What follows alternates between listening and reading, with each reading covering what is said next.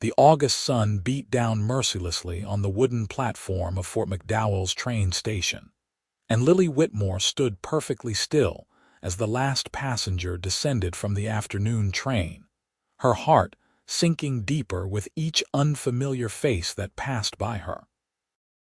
She clutched the worn photograph in her gloved hand so tightly that the edges crumpled, her eyes scanning desperately for the man who had promised through carefully written letters to meet her here, to marry her, to give her the new life she had risked everything to find.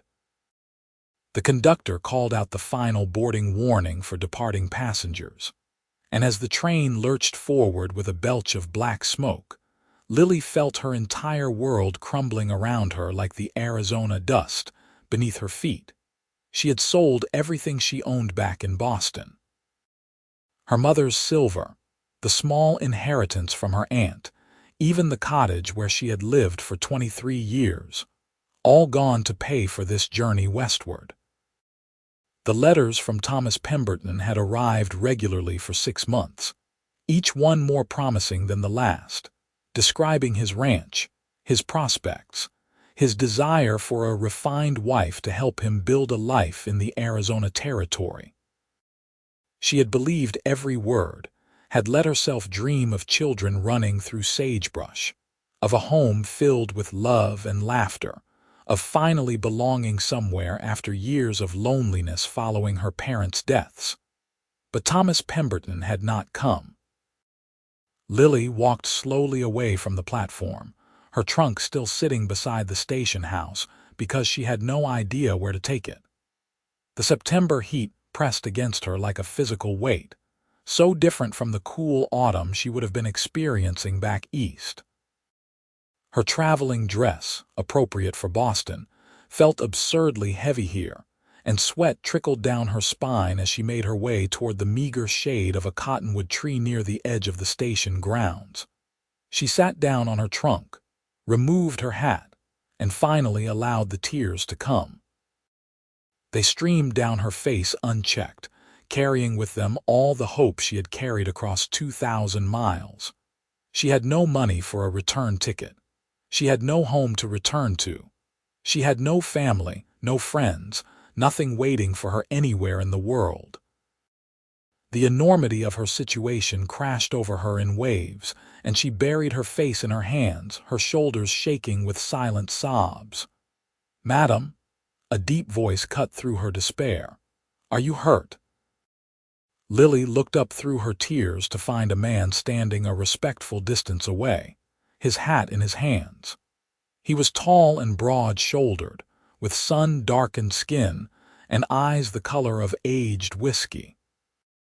Dust covered his boots and the lower half of his denim pants, and he wore a faded blue shirt with the sleeves rolled up to reveal strong forearms. A gun belt hung low on his hips, and everything about him spoke of hard work and honest living. "I am not hurt," she managed to say, though her voice broke on the words. "Not in the way you mean." He took a step closer, concern etched across his angular features. "If you do not mind me saying so, madam, you look like someone who could use some help. I am Vincent Dalton. I work the cattle ranch about 10 miles north of here." Fresh tears spilled down her cheeks as she looked at this stranger who had stopped to check on her welfare when the man who had promised to marry her could not even be bothered to meet her train.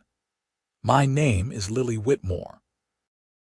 I came all the way from Boston to marry a man named Thomas Pemberton, but he never came to meet me. I have nowhere to go and no money to get there even if I did." Vincent's expression darkened at the mention of Pemberton's name, and he crouched down so he was eye level with her, his movements careful and unthreatening.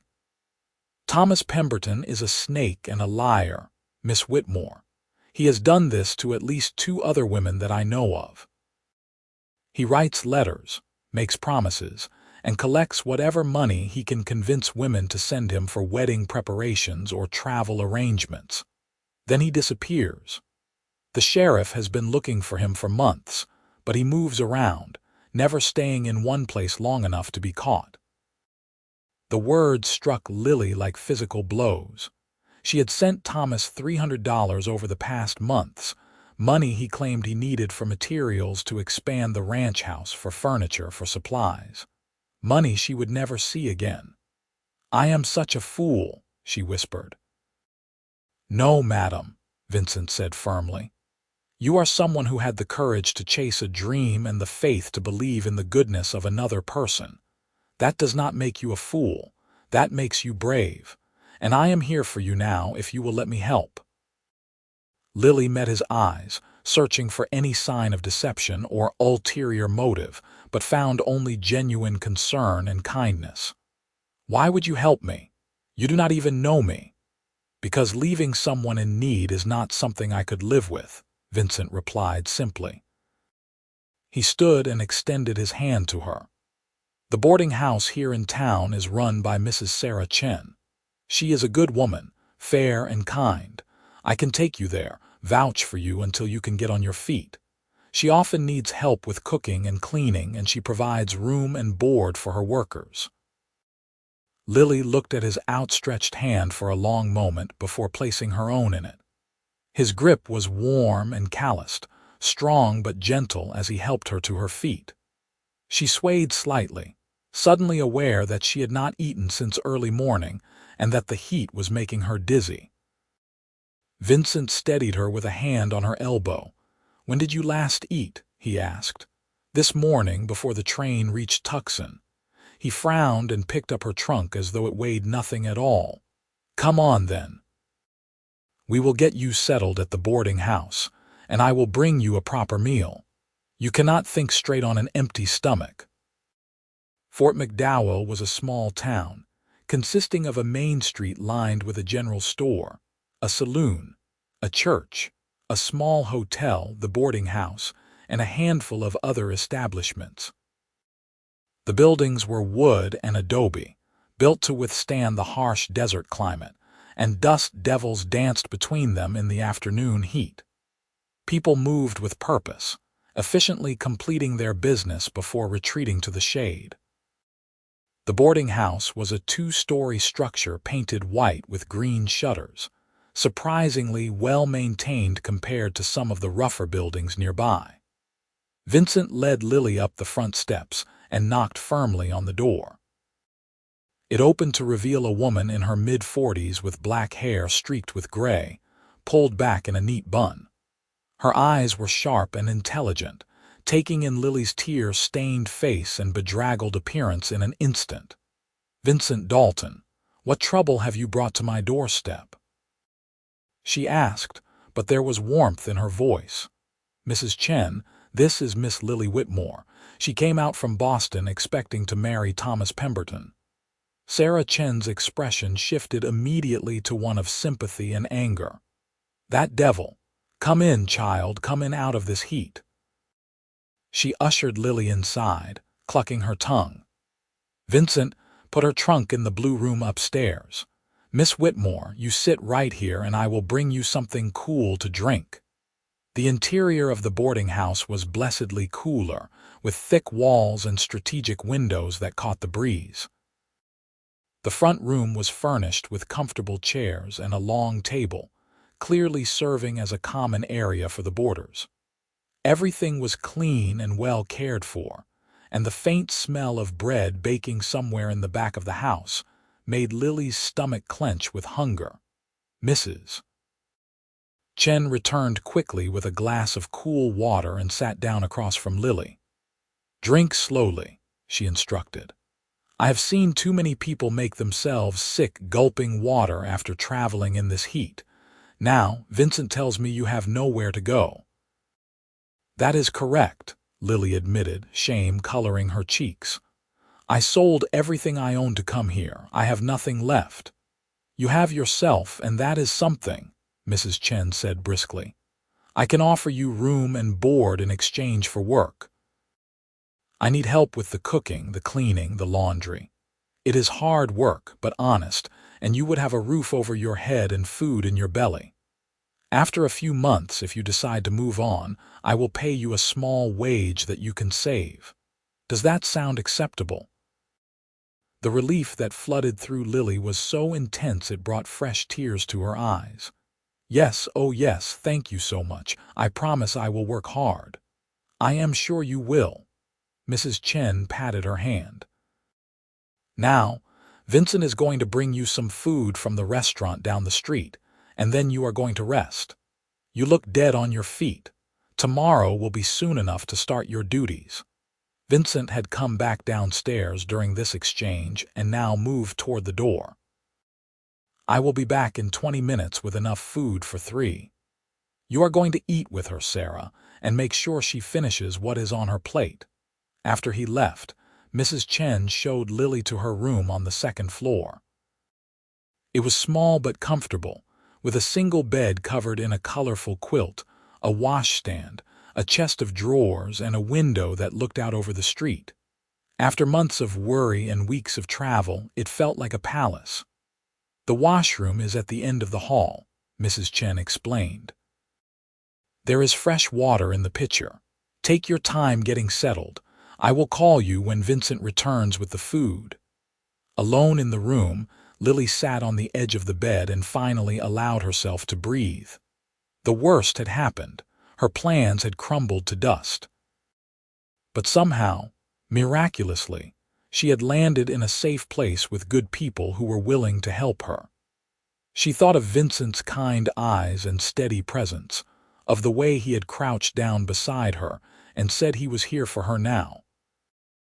A stranger had shown her more kindness in an hour than Thomas Pemberton had shown in 6 months of lies.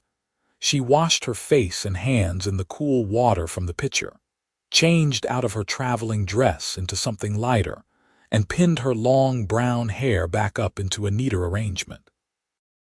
When she looked in the small mirror above the washstand, she barely recognized herself.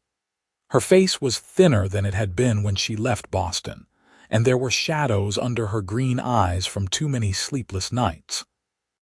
But there was also something new there, a flicker of determination that had not existed before. She had survived the worst day of her life.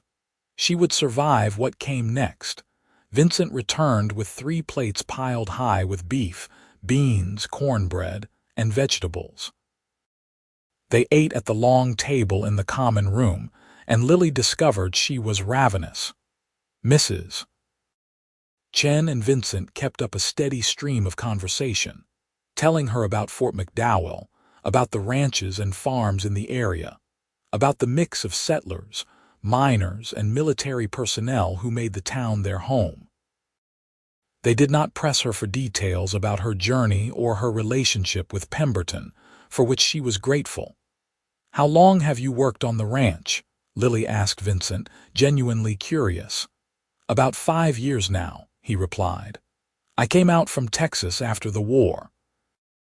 I was looking for a fresh start, same as a lot of men. The ranch owner, Mr. Harrison, took me on as a hand, and I have worked my way up to foreman. It is hard work, but good work. Honest." "The war," Lily repeated softly. "You fought." "I did." His expression grew distant for a moment. "For the Union. Lost a lot of friends, saw a lot of things I wish I had not seen. Coming out here, working with cattle and horses, sleeping under the stars, it helped put things back into perspective." Mrs. Chen stood and began clearing the plates. "Vincent is being modest. He saved Mr. Harrison's life during a stampede 2 years ago. Nearly got himself killed doing it, but he managed to pull the old man out of the path of 500 head of panicked cattle. Mr. Harrison made him foreman the next day and has been trying to talk him into becoming a partner ever since." Vincent's ears turned slightly red. "That is enough about me. Miss Whitmore, if you need anything, anything at all, you just send word out to the ranch. I come into town most Saturdays for supplies." "Thank you," Lily said, and meant it with her whole heart. "I do not know how I can ever repay your kindness." "No repayment needed," Vincent said firmly. He stood, placed his hat back on his head, and nodded to both women. "Ladies, I will see you on Saturday." After he left, Mrs. Chen smiled knowingly at Lily. Vincent Dalton is one of the good ones. He has had half the unmarried women in the territory trying to catch his eye for the past 3 years, but he has never shown interest in any of them. Says he is married to the ranch and the land, but I saw the way he looked at you. Lily felt heat rise in her cheeks that had nothing to do with the Arizona sun. He was just being kind. Mrs. Chen said, her smile widening. We will see. Now, off to bed with you. Tomorrow your new life begins.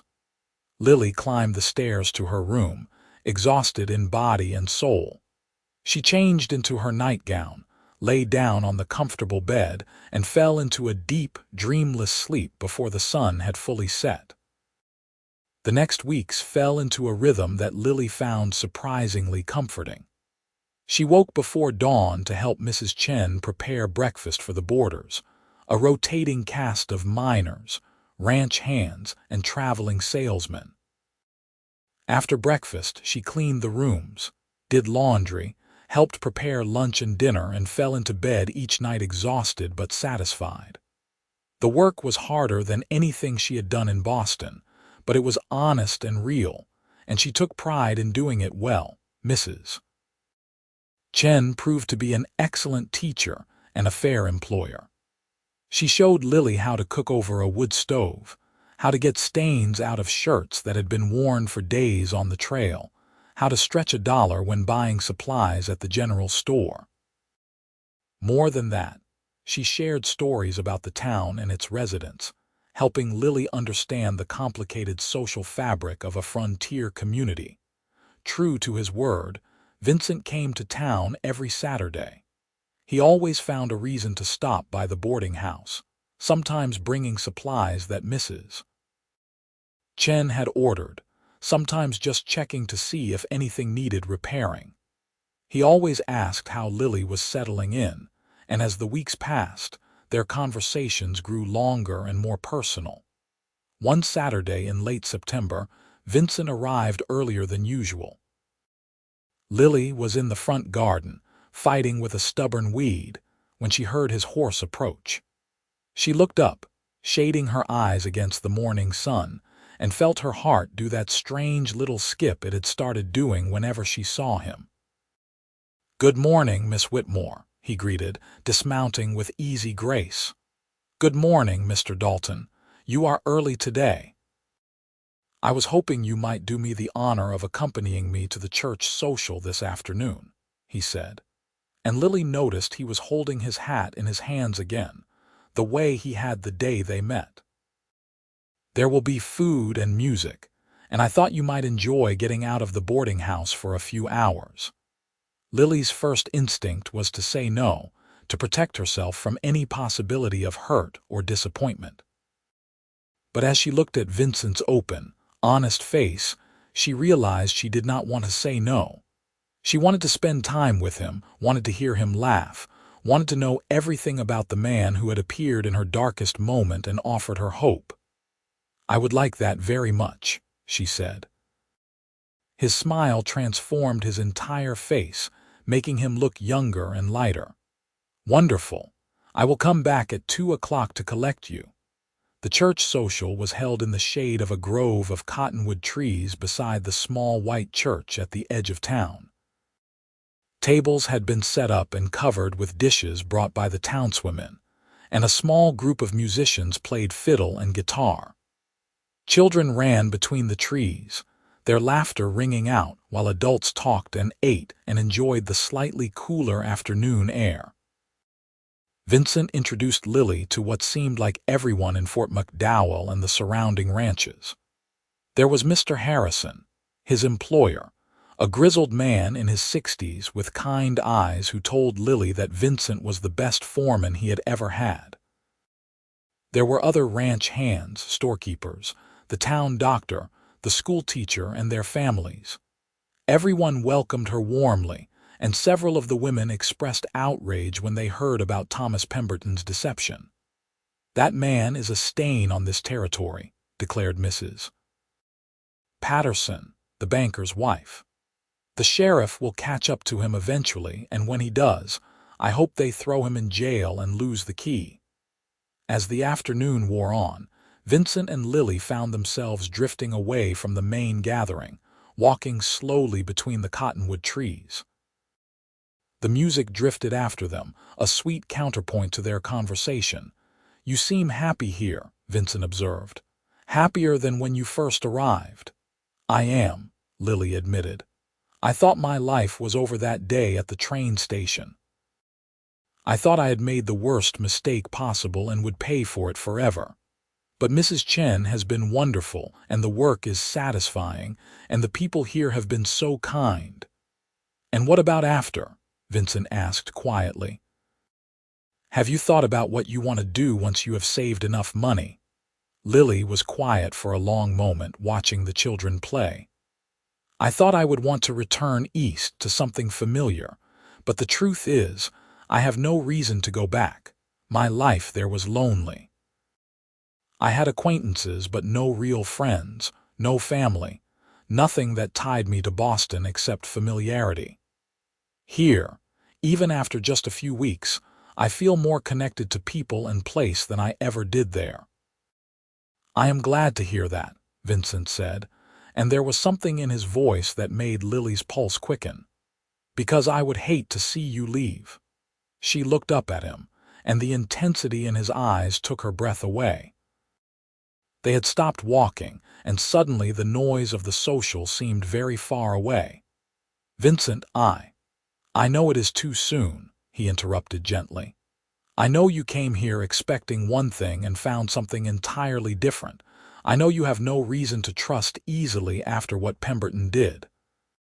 But Lily, from the moment I saw you crying at that train station, something in my chest tightened up and has not loosened since. I think about you constantly. I find excuses to come to town just to catch a glimpse of you. I am falling in love with you, and I needed you to know." Lily felt tears prick her eyes, but these were entirely different from the tears she had shed 6 weeks ago. "I am falling in love with you too," she whispered, "and it terrifies me." "Why?" He took her hands in his touch warm and solid. "Because what if I am wrong again? What if I am a terrible judge of character? What if I let myself feel these things and you turn out to be someone entirely different from who I think you are?" Vincent squeezed her hands gently. "Those are fair questions, and I do not have perfect answers, but I can tell you this. I am exactly who I appear to be. I work hard, I try to treat people fairly, I do not lie or cheat or steal. I want a wife and a family someday, but only with a woman I love and respect. I want to build something lasting, something real. And I think I could build that with you, if you would give me the chance. How can you be so sure? You barely know me. I know that you were brave enough to cross the country alone for a chance at happiness. I know that when your plans fell apart, you did not crumble, you found a way forward. I know that you work harder than anyone at the boarding house and never complain. I know that you have a good heart and a sharp mind. I know that when you smile, which you do not do often enough, it feels like the sun coming out from behind clouds. That is enough to build on." Lily laughed through her tears. "You are a poet, Vincent Dalton." "Hardly," he said, smiling. "But I am honest. So what do you say? Will you let me court you properly? Will you give me a chance to prove that not all men are liars and that some of us mean what we say?" She looked into his warm brown eyes and made a decision that felt both terrifying and absolutely right. "Yes," she said. "Yes, I will." He lifted her hands to his lips and kissed them gently, a gesture so tender it made her heart ache. Then he tucked her hand into the crook of his arm, and they walked back to the social together, something new and fragile and precious blooming between them. The courtship that followed was everything Lily had dreamed of, and nothing like Thomas Pemberton's empty letters. Vincent came to town every Saturday and many Sundays, always with a reason, always respectful of propriety and her feelings. He brought her small gifts, a book he thought she might enjoy, a ribbon that matched her eyes, wildflowers picked from the rangeland. He took her on picnics and to church services, introduced her to everyone he knew, and talked to her for hours about everything and nothing. More than that, he listened. He wanted to know about her childhood in Boston, about her parents who had died when she was 19, about the books she loved and the dreams she had set aside. He told her about growing up in Texas, about his experiences in the war, about the loneliness that had driven him west. They shared their scars and fears, their hopes and uncertainties, building a foundation of trust one conversation at a time. October gave way to November, and the Arizona desert traded blazing heat for cooler days and cold nights. Lily had been in Fort McDowell for 3 months, and it felt more like home than Boston ever had. Mrs. Chen had become like a mother to her, and the other women in town had drawn her into their circle. She helped at church socials, attended quilting bees, and slowly built a life that was entirely her own. One Sunday afternoon, in late November, Vincent took her to see the ranch where he worked. They rode out together, Lily on a gentle mare that Vincent had borrowed from Mr. Harrison, and arrived at the sprawling property in the early afternoon. The ranch house was a long, low structure built of adobe, with a covered porch that ran the length of the building.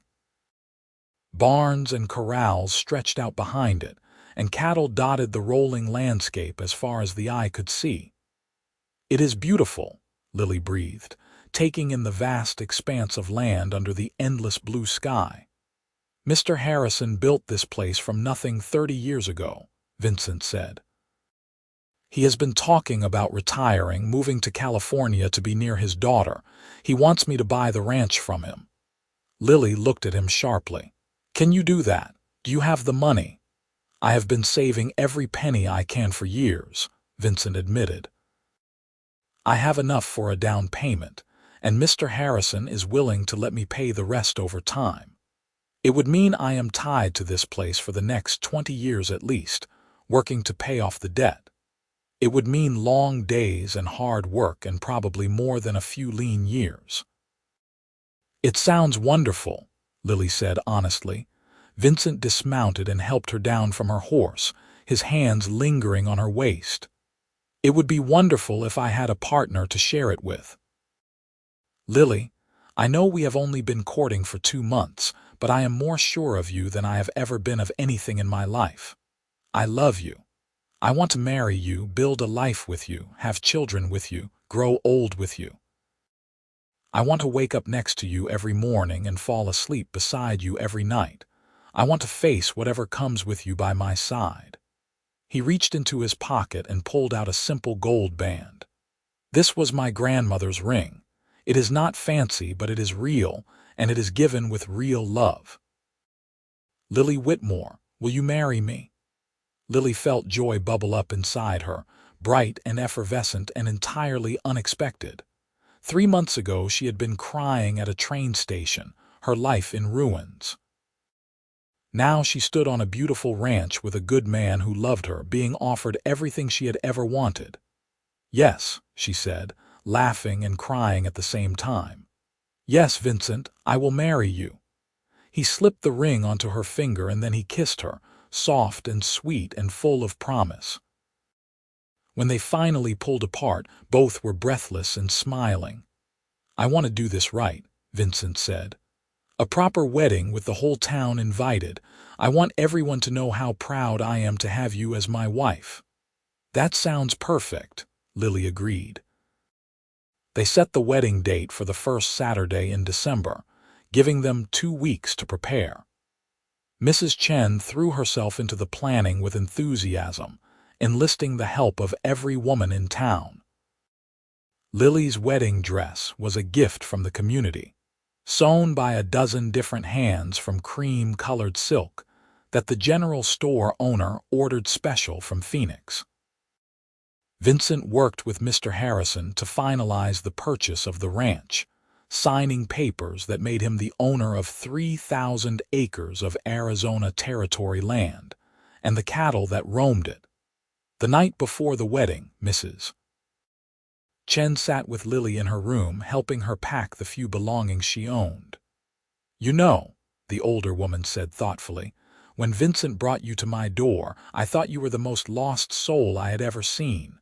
But you found yourself, Lily. You did not wait for someone to rescue you or give you permission to be happy. You worked hard, you opened your heart when it would have been easier to close it, and you built something real. I am proud of you." "I never could have done it without you," Lily said, hugging her tightly.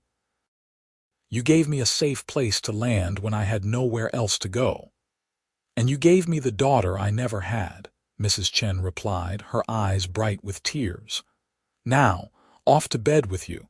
Tomorrow is the beginning of your new life." The wedding took place in the small white church, which was packed to capacity with everyone from Fort McDowell and the surrounding ranches. Lily wore her cream silk dress with wildflowers in her hair, and when she walked down the aisle on Mrs. Chen's arm, her eyes were only for Vincent. He stood at the altar in a new suit, his hair neatly combed, his eyes shining with love and pride. The ceremony was simple but heartfelt. They exchanged vows they had written themselves, promising to love and honor and cherish each other through whatever came. When the pastor pronounced them husband and wife, Vincent kissed her with such joy that the congregation erupted in applause and cheers. The reception was held at the boarding house, with tables set up in the street and more food than seemed possible. There was music and dancing, toasts and laughter, and Lily felt embraced by the community that had accepted her so completely. As the sun set and lanterns were lit, Vincent pulled her aside for a private moment. "Are you happy?" he asked, tucking a loose strand of hair behind her ear. "Happier than I ever imagined possible," she replied honestly. "Vincent, when I got off that train in September, I thought my life was over, but it was not ending. It was beginning. And I know that sounds dramatic, but it is true. You gave me hope when I had none. You showed me what real love looks like. You made me believe in happy endings again. We are going to have a beautiful life together," he promised. "It will not always be easy. Ranch life is hard and there will be challenges, but we will face them together, and that makes all the difference." They spent their wedding night at the ranch house, which now belonged to them. Mr. Harrison had moved out the week before, leaving behind furniture and supplies and a note wishing them every happiness. Vincent carried Lily over the threshold, both of them laughing, and they spent the night learning each other, building the physical intimacy that matched the emotional connection they had already forged. The first months of their marriage were a period of adjustment and discovery. Lily had to learn the rhythms of ranch life, which meant early mornings and long days. She learned to cook on a larger scale to feed the ranch hands, to manage household accounts, to help with the endless tasks that kept a ranch running. It was harder than working at the boarding house, but it was their ranch, their life, and that made every challenge worthwhile. Vincent was patient and supportive, teaching her to ride better, showing her the boundaries of their property, including her in decisions about the cattle and the land. He treated her as a true partner, valuing her opinions and insights. When she suggested they plant a vegetable garden near the house to reduce their expenses at the general store, he immediately set aside land and helped her till the soil. When she proposed starting a small poultry operation to sell eggs in town, he built her a chicken coop and brought home 24 hens. Winter in the Arizona desert was surprisingly cold, with frost covering the ground in the mornings and icy winds blowing down from the mountains.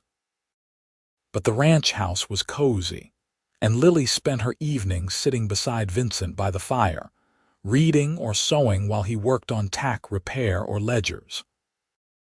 Those quiet evenings were some of her favorite times, the two of them working companionably side by side.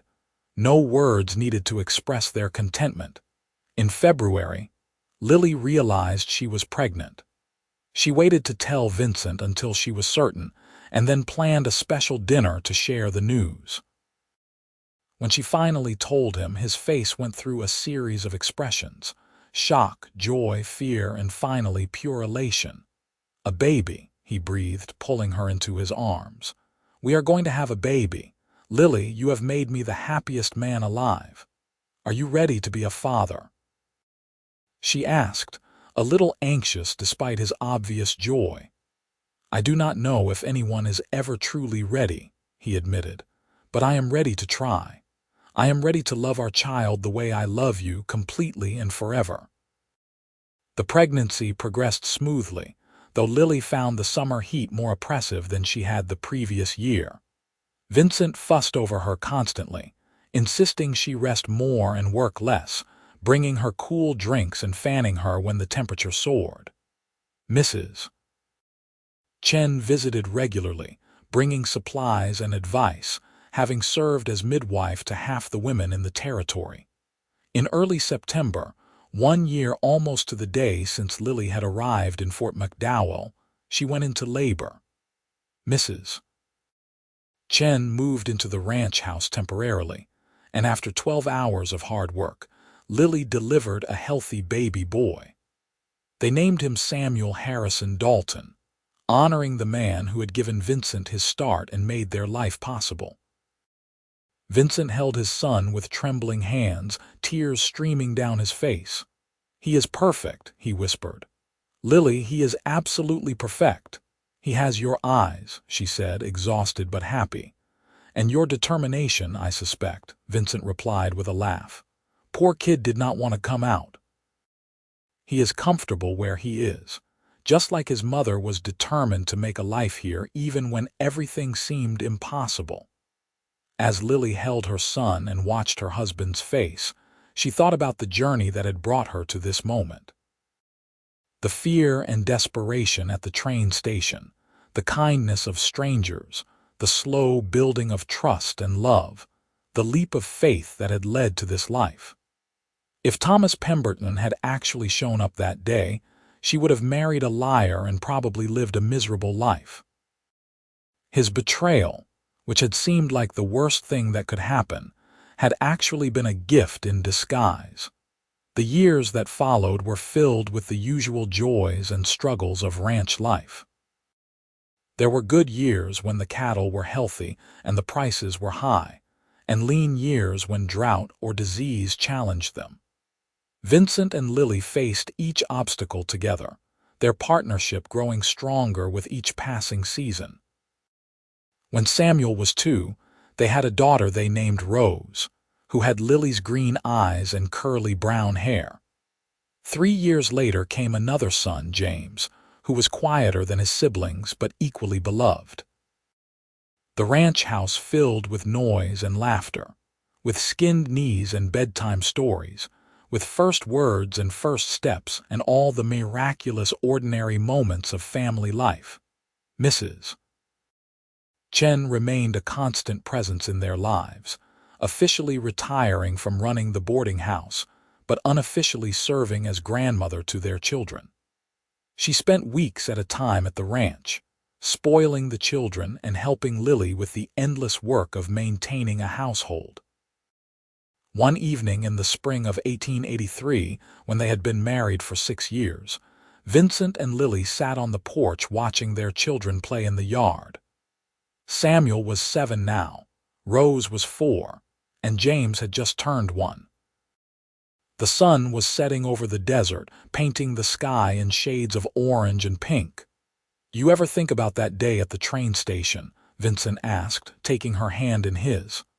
"Sometimes," Lily admitted, "but not with pain anymore, only with gratitude. Gratitude. If Thomas Pemberton had been the man he claimed to be, I would have married him and never known you. I would have settled for something safe and mediocre instead of fighting for something real and extraordinary. His failure gave me you, gave me this life, gave me our children. How can I be anything but grateful?" Vincent raised her hand to his lips and kissed it gently, a gesture that had become their private language over the years. I am grateful too. Grateful that I happened to be in town that day. Grateful that I stopped to check on a crying woman instead of riding past. Grateful that you were brave enough to trust again after being betrayed. Grateful for every single day I have had with you. I love you, Vincent Dalton. I love you, Lily Dalton. Today, tomorrow, and forever. As the stars began to emerge in the darkening sky and their children's laughter rang out across the desert, Lily reflected on the unexpected path her life had taken. She had left Boston seeking security and found adventure. She had been promised comfort and discovered passion. She had thought she knew what she wanted and learned she had no idea. But most importantly, she had been broken and found healing, been lost and found home, been alone and found love. The ranch continued to prosper over the years. Vincent's hard work and good instincts made him one of the most successful ranchers in the territory. They expanded their holdings, hiring more hands and increasing their herd. Lily's vegetable garden and poultry operation grew into a significant side business, with her produce and eggs sought after throughout Fort McDowell and even in Phoenix. Their children grew strong and healthy, learning the value of hard work and the importance of family. Samuel showed an early aptitude for ranching, following his father everywhere and absorbing everything Vincent taught him. Rose was fearless, riding horses before she was 5 and announcing her intention to be a rancher just like her father. James was the quiet observer, more interested in books and drawing than cattle, but equally loved and encouraged to follow his own path. In the winter of 1885, news reached Fort McDowell that Thomas Pemberton had finally been caught in New Mexico territory. He had been running the same scheme for years, defrauding dozens of women. The law had finally caught up with him, and he was sentenced to 10 years in prison. When Vincent told Lily the news, he watched her carefully, waiting to see how she would react. "Good," she said firmly. "Perhaps his time in prison will give him opportunity to reflect on the pain he caused, and perhaps other women will be spared what I went through. You want to attend the trial. You would have the right to testify about what he did to you." Lily considered for a moment, then shook her head. "No, that part of my life is long closed. He has no power over me anymore, no space in my thoughts or heart. Let his other victims have their day in court if they wish. I have moved far beyond anything he could touch." Vincent pulled her close, kissing the top of her head. "You are an extraordinary woman, Lily Dalton." "I am a lucky woman," she corrected. "Lucky that you found me when you did. Lucky that you saw something worth saving. Lucky that I was smart enough to recognize real love when it appeared." As the years turned into decades, Vincent and Lily watched their children grow into fine adults. Samuel took over more and more of the ranch operations, eventually becoming his father's full partner. He married a schoolteacher from Phoenix, and they gave Vincent and Lily their first grandchildren. Rose, true to her childhood declaration, started her own ranch with her husband on land adjacent to the family property. James moved to California to pursue art, sending home beautiful paintings of the landscapes he loved, but visiting frequently to remind his family he had not forgotten his roots. Vincent and Lily grew old together, their love deepening and maturing like fine wine. On their 25th wedding anniversary, the whole family gathered at the ranch for a celebration. Their children and grandchildren filled the house with noise and joy, and as Lily looked around at the life they had built, she felt overwhelmed with gratitude. That night, as they prepared for bed, Vincent pulled out a small box. "I have something for you," he said. Inside was a delicate locket on a gold chain. Lily opened it to find 2 photographs, one of their wedding day and one recent photograph of the 2 of them with all their children and grandchildren. "So you never forget where we started and what we built," Vincent explained. Lily fastened the locket around her neck, feeling the weight of it settle against her heart. "I could never forget. Every day I wake up beside you is a reminder of how blessed I am." They had started planning for their eventual retirement, with Samuel ready and eager to take full control of the ranch. Vincent talked about traveling, about seeing the places they had only read about in books. Lily wanted to visit Boston one more time, to see how the city of her youth had changed, though she had no desire to stay. Her home was here, in the Arizona desert, with the man who had found her crying and offered her hope. On a warm evening in May 1900, 34 years after they had first met, Vincent and Lily sat on their porch watching another spectacular sunset. They were in their 50s now, their hair streaked with gray, their hands weathered from decades of hard work. But they still held hands, still found reasons to laugh, still looked at each other with love and gratitude. "You remember what you said to me that first day?" Lily asked. "At the train station, I said a lot of things. You said I am here for you now." 4 simple words, but they changed everything. They were a promise, and Vincent, you have kept that promise every single day for 34 years. You have been here for me through joy and sorrow, through triumph and struggle, through every single moment of this beautiful, complicated, wonderful life we have built. Vincent squeezed her hand. "And I will be here for you for whatever time we have left. Whether that is 34 more years or 34 more days. You are my heart, Lily. You always will be." As the sun disappeared below the horizon and the first stars emerged, Lily thought about the girl she had been, crying at a train station with her whole world in ruins.